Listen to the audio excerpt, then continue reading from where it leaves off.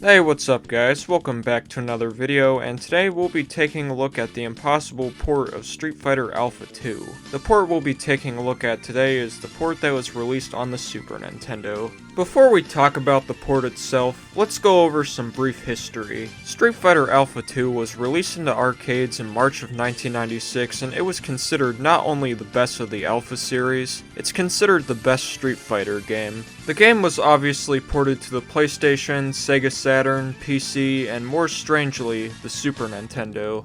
Now let's take a look at this port and see if there's any differences. The Super Nintendo port of Street Fighter Alpha 2 was released in late 1996, around the same time as the 32-bit console ports. It was developed by Capcom and published by Nintendo outside of Japan due to Capcom shifting their focus to the 32-bit platforms.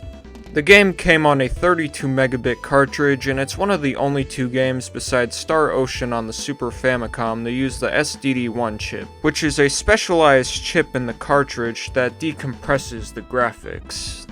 Street Fighter Alpha 2 is one of the only Super NES games that I know of that includes load times in order to play the game. The one that's the most noticeable is the one where there's a 5-second delay after the announcer says fight.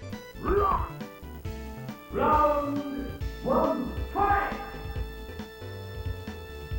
This game really pushes the Super NES to its absolute limits. The intro looks really good for the Super Nintendo. The graphics look good too, thanks to the SDD1 chip. The main roster is here in this version, but the only secret characters are the classic version of Chun-Li and Shin Akuma. Similar to the North American SNES and Sega CD version of Final Fight, Sodom got his name changed to Katana, and this was the last time we would see Sodom get his name changed outside of Japan. The only few complaints that I have with this port is the sound. The voice samples sound really muffled in this version, and the music in this port is just okay. The game runs slower than the PlayStation and Saturn ports at 30 frames per second. There's some sound effects missing in this port, and the animation can get very choppy at times.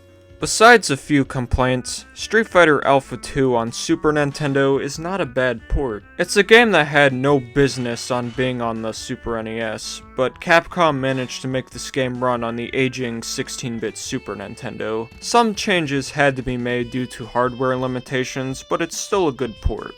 Well folks, that's the end of the video. I hope you enjoyed this video, and until next time, thank you for watching.